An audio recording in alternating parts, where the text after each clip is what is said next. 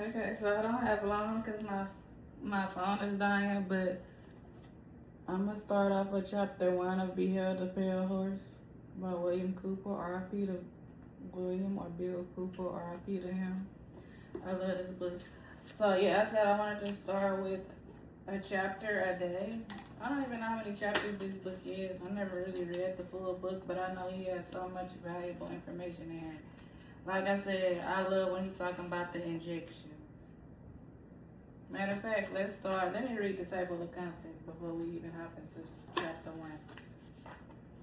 So chapter one is about silent weapons for quiet wars. Chapter two is secret societies and the NWO, New World Order.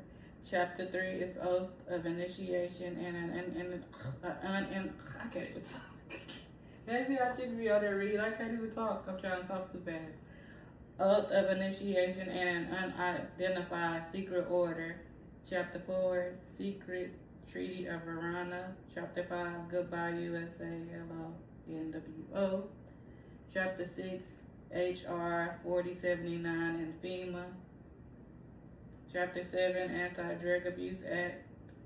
Chapter 8, Are Sheep Ready to Shear? Chapter 9, Anatomy of an Alliance. Chapter 10, Lessons from Lithuania. I don't know if I'm saying it right. Chapter 11, Coup de Grace.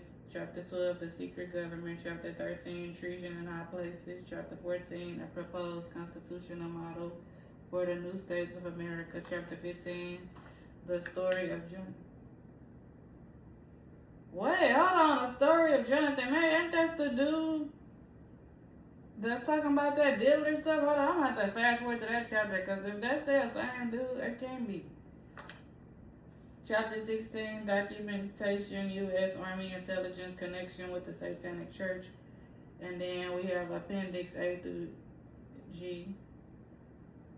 And then he got a chapter about AIDS, alien implants, UFOs, Area 51, New World Order, U.S. government drug involvement in, I don't know what that is versus hops. But hold on, let me fast forward to this Jonathan May because that's crazy. That dude with that Diddy stuff name was Jonathan May, and that can't be the same person because this was years ago.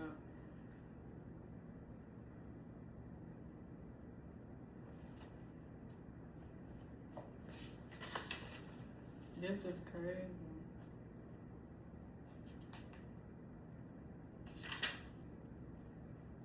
Okay, no, I don't think that's the same dude. It's definitely not. But whatever, we gonna start from chapter 1 like I said, and I'm gonna read y'all. I'm gonna skip the introduction about his life and stuff because we really just on here to talk about the things he was exposed to.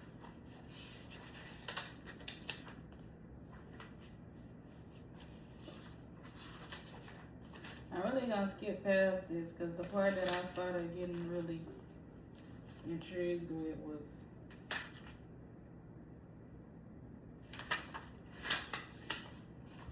this.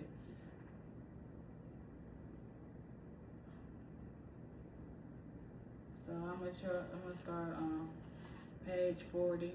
This is chapter 1, but I'm starting from page 40 because there's a lot of stuff in here and I don't want to really read all of that. But I'm starting on this part. It's a descriptive introduction of the silent weapon.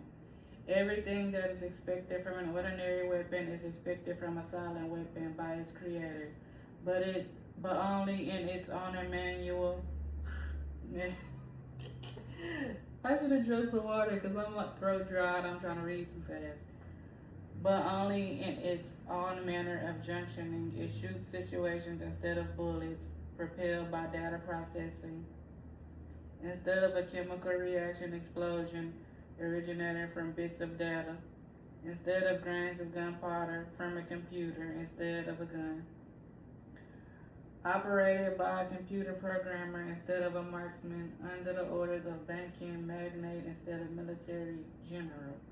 It makes no obvious explosive noises, causes no obvious physical or mental injuries, and does not obviously interfere with anyone's daily social life.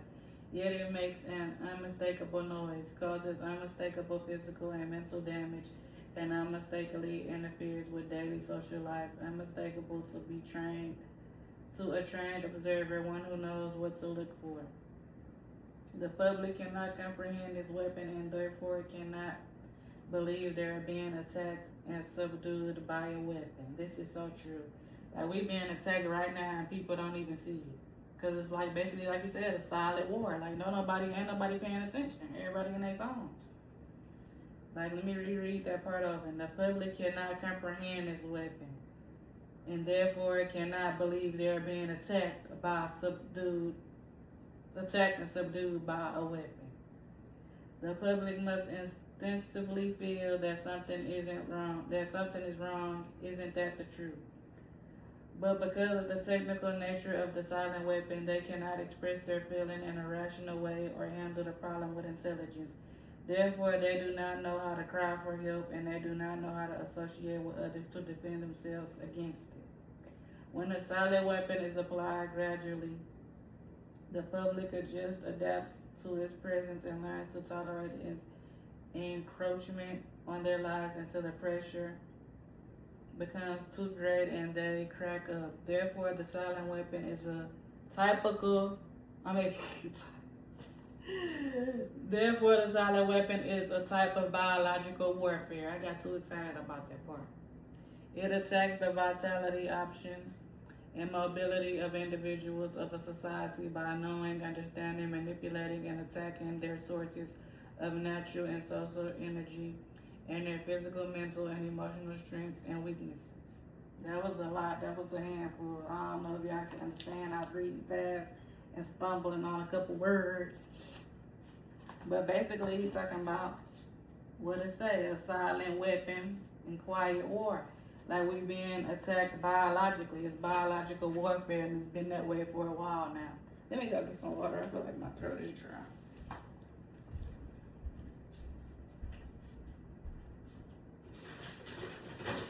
But like I said, they're attacking us through all this silent stuff. It's like everybody heads is always in their phone.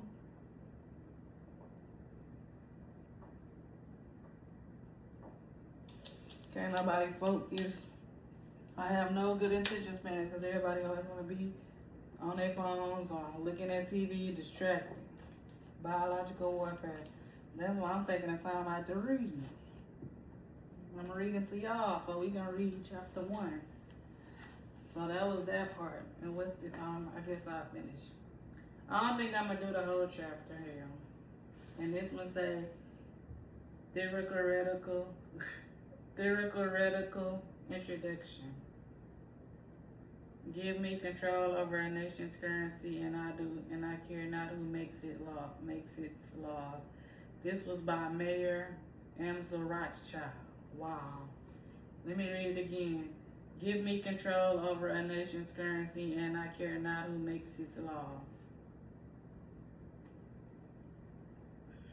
Today's silent weapons technology is an outgrowth of a simple idea, discovered, instinctively expressed, and effectively applied by the quoted Mr. Mayor Amsel Rothschild. Mr. Rothschild discovered the missing passive component of economic theory known as an economic inductance. He, of course, did not think this discovery in the 20th century terms, and to be sure, the mathematical analysis had to wait for the second industrial revolution, the rise of the theory of mechanics and electronics, and finally the invention of electrical computer before it could be effectively applied in the control of the world economy. Y'all don't think I can't read, I'm stumbling. General energy concepts. In the study of energy systems, there always appear 3 elementary concepts. There are potential energy, kinetic energy, and energy. I don't even know what that word is. And corresponding to these concepts are these 3 idealized, essentially pure physical counterpoints. It's called passive components. Okay, I'm gonna skip this part. It's not really that interesting. Okay, I might just cut it off of that little one piece I read, cause remember I want to get to the good stuff. I want to get to the meat and potatoes. So that's why I said, yeah, we gonna come back and I'm gonna dang just see if I can highlight the interesting parts of the book and we gonna discuss that. But that first part I read was about the biological warfare. I felt that was a good part. Like some of the stuff is like dragged on, but it's still good info. So I'm gonna just go and highlight the good meaty parts, and I'll come back tomorrow probably.